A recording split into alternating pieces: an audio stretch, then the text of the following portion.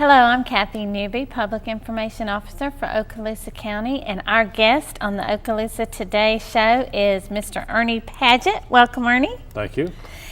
Ernie, you just passed your 1-year anniversary with the county. You want to share some of your feelings about having been here a year now? A little recap of 1 year, huh? Yeah. Well, it's certainly been an eventful year. A lot of challenges, a lot of things that I think that a lot of people in county government has helped move the county forward. My anniversary was last month. In April, yeah. Yep, April 17th for sure. And but it's been a good year for me. Gotten to know a lot of people in the community. A lot of people. This county has both, a lot of good involved citizens. I think we have a tremendous workforce. I believe our commissioners set good policy. Those of us that's hired, all of us, we carry that policy out on a daily basis. And it's not that we won't continue to have our challenges, because we will. And as you know, Okaloosa County has gone through some kind of quasi-dark days. A lot of weather events. Yeah, but like I've stated in our newsletter early on, it's morning in Okaloosa. That's right. And I think we're really starting to move forward, and there's just a lot of things that we're going to be able to accomplish working together. Well, I think you've been a great positive force, and it's been a pleasure certainly from me, and I'm sure from many other employees and the commissioners.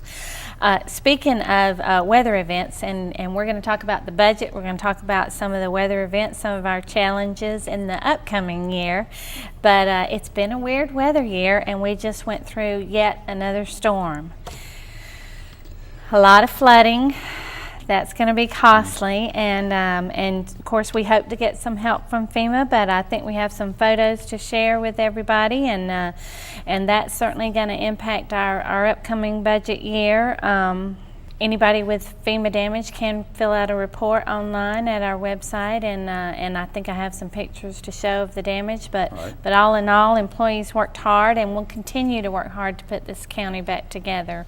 Right, Mr. Padgett? That's right. And with the basically the ice days that we had here just a short time ago, and then with this rain, this is the 4th Florida county I've been administrator in over the 26 years. But I can tell you, this has been with the basically what we call the ice storm, for it to be this far south, and we're not used to that here. With this rain, very unusual, very unusual. Yeah, extraordinary events. Yeah, and I've been in counties that's been through hurricanes as they have up here, but this has been a real challenge. But our people are reacting to it. They certainly worked tirelessly over the weekend to address some of these flooding issues, and we certainly empathize with our citizens and our residents who have been impacted by this storm as well. So we're still going to be working through those issues for a while. That's what we heard last night at the County Commission meeting, right? Yeah, Mr. John Hofstad, our Public Works Director, did a great job. As they say, pictures worth 1,000 words. The pictures that were shown to the commission and the public that was watching last night, it really shows the damage that was done during that, the day and a half of the rains. And we've had a lot of damage done that's probably going to run in the millions of dollars. So we ask people to please be patient. Our folks are out there, they're working.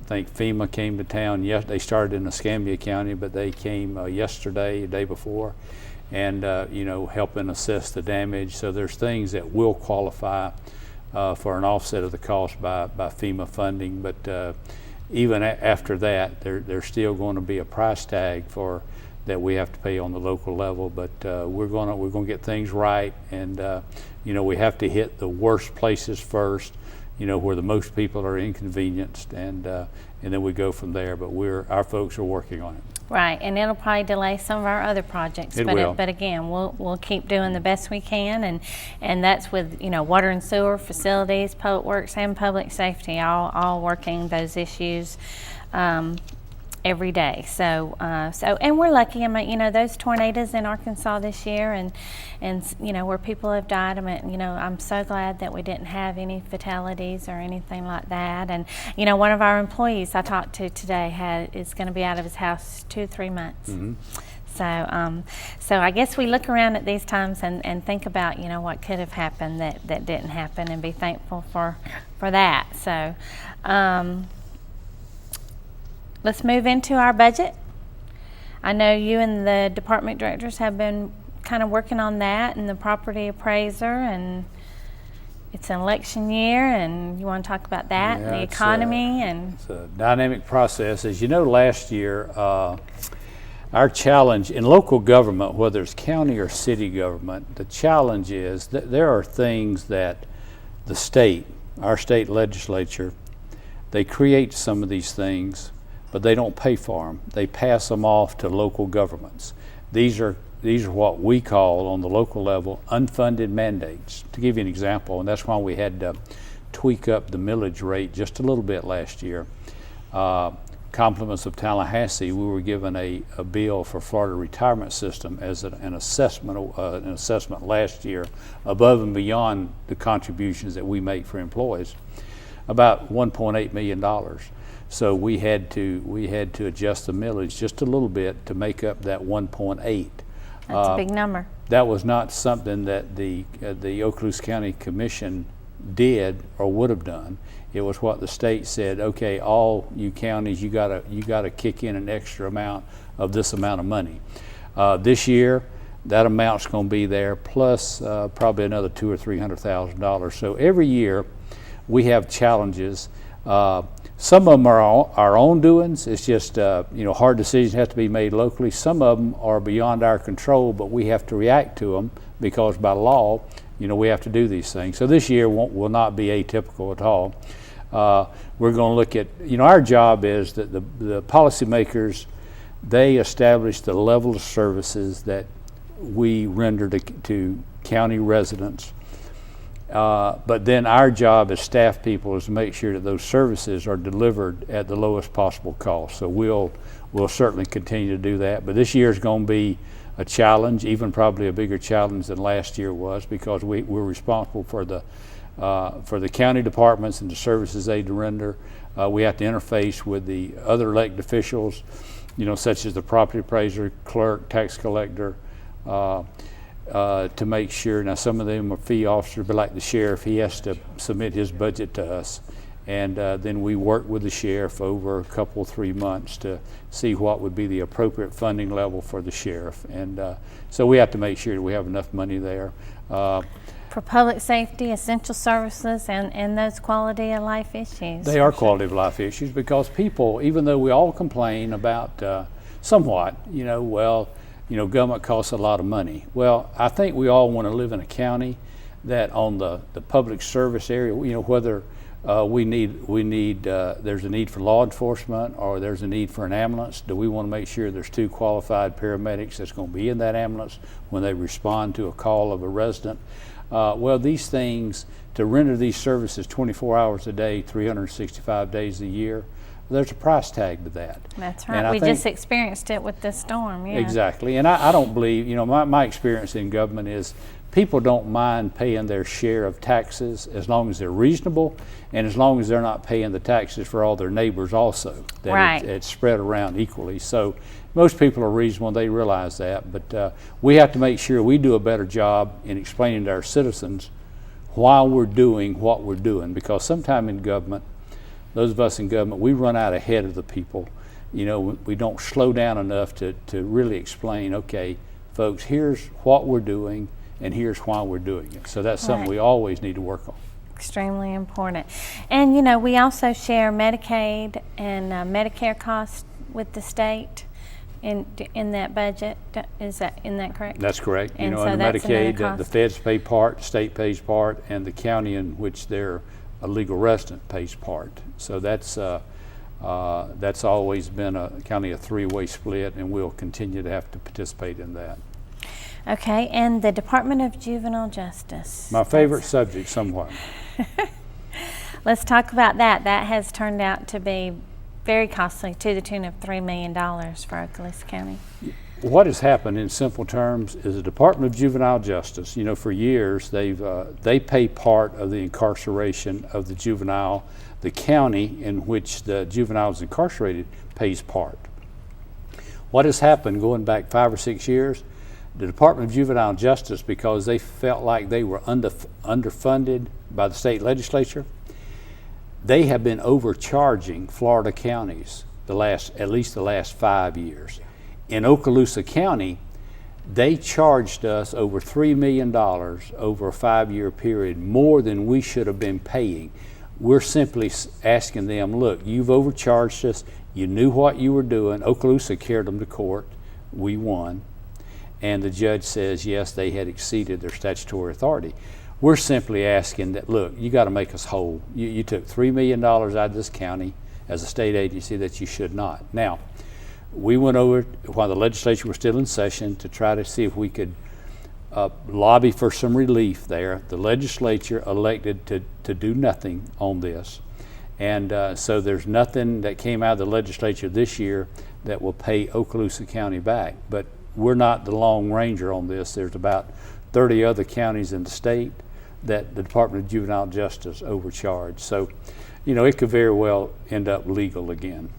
And it impacts our citizens in a huge way, and we certainly encourage them to get involved in this and let the governor know how they feel about it, let their state legislators know how they feel about it. Where is it now at this point? When the legislature adjourned the other day, there was no money appropriated to pay back any counties that were overcharged.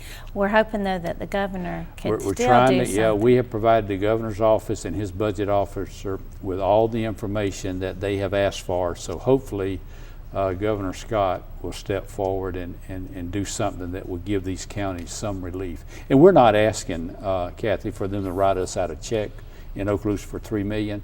We're just saying, look, let's get on a program where it's either paid back, say over a 5-year period or even a little bit longer, or give us credit toward future costs. Right. Either one, it doesn't matter to us. I mean, we're not going to be unreasonable, but we're just saying that over a period of time, we need to be made whole. Right, absolutely, because that definitely has an impact, a huge impact on our county. And not to be confused with our jail, our Okaloosa County Jail. That's completely separate. That's and it. Yeah, that's an just adult wanted to make facility. sure everybody understood that's a county facility versus the state juvenile facility. So, but they are both in Crestview, and our jail, by the way, just received 100% compliance on its annual inspection too, which is important to mention. And we continue to watch our own jail population. That may become a budget issue. And Kathy, that's a like large, any department, you know. That's a large overhead. Like my jail chief reported to me this morning that as of this morning, we have 635 inmates locked up. Well, when that many is locked up, that means that's 635 times 3. That's the meals we have to provide in a 24-hour period. Anything medical, we have to make sure that when they're in our care and custody, you know, that their medical needs are met. So, you know, corrections and detaining inmates is an expensive business. So another one of those essential services that we try and stay on top of. Right. And of course our facilities. Going to be another big budget issue this year, and trying to save some on rent. Hopefully it'll all be a wash. What do you think? What we're trying to do is there's various places around the county that the county have been renting for. Like the big ones are like the property appraisal for the tax collector at Uptown Station, and some others that the county's probably paying, not probably, we know, close to $1 million a year for rent. Right. We're going to build a facility at Shalimar where the old annex is. It won't be called the annex any longer. It'd be called the Okaloosa County Administration Center in Shalimar. Okay, and we're going to save to start with on day one, first year, we'll save about $1 million a year. Right. That's a project. Also, the sheriff that's only a few blocks away. We have got to expand that so he can pull some of his deputies in that he was also paying some rent for. The third part of the project is a comprehensive renovation of the old courthouse in Crestview, which is really needed because it's not, you know, that courthouse is an old courthouse. The layout of it is obsolete, and there just needs to be a modernization and upgrade to that. So we're going to be moving all those projects through at the same time. Okay, well that certainly gives us a quick update with what's going on now, what a year it's been, and also a little bit of a glimpse into our future. And Mr. Padgett, thank you so much for joining us today. I am going to move on to my public information update, and wanted to highlight District 2 Commissioner Bowles, who recently was recognized at a West Florida Regional Planning Council meeting for not missing a meeting. These meetings are important for Northwest Florida. What they do is they plan and coordinate intergovernmental solutions for growth-related problems, providing technical assistance to local governments and meeting the needs of communities across the region. So thank you, Mr. Bowles. Also, just in time for Emergency Medical Services Week, May 18th through 24, Okaloosa County has received the American Heart Association's Mission Lifeline EMS Silver Award that recognizes its commitment and success in implementing specific quality improvement measures for the treatment of patients who suffer a severe heart attack. So we wanted to congratulate them. That's 75% compliance in this program, and they treat at least 8 STEMI patients a year, which is ST elevation, myocardial infarction patients. So also when these EMTs aren't working 24 hours a day, they also plan on making time to collect food for sharing and caring. So they'll be doing that during EMS week. So if you see them out at Publix, make sure you thank them. They work hard for our citizens. Okaloosa County Telecommunicator of the Year for 911 Communications Division is Lori English this year, and she was selected and is pictured with Mr. Padgett and the Public Safety Director Dino Villani. Lori English has been with Okaloosa County 911 Communication for 2 years. And at this time, we usually encourage residents and remind them to make their address visible to emergency responders, thereby helping to ensure a fast and safe response to an emergency. And Okaloosa County Water and Sewer reminded everyone to conserve water during the recent Earth Day, and those are pictured here. And then lastly, I do want to remind you that each year, April through July, area youth can participate in Teaching Children to Save program, orchestrated by the University of Florida Okaloosa County Extension. Youth are asked to set a savings goal and make a deposit into a savings account, which makes them Okaloosa Savers. Schools are participating in this program now, and they can win $500 for their school. So this comes at a time that the 100th anniversary of the county extension, and just wanted to mention that because they have been around as long as the county. We will have our anniversary next year. And then lastly, I just want to, you can get more information for that through the extension, of course, and then wanted to thank everyone for watching the Okaloosa Today show, and thank our guest, and we will see you next month.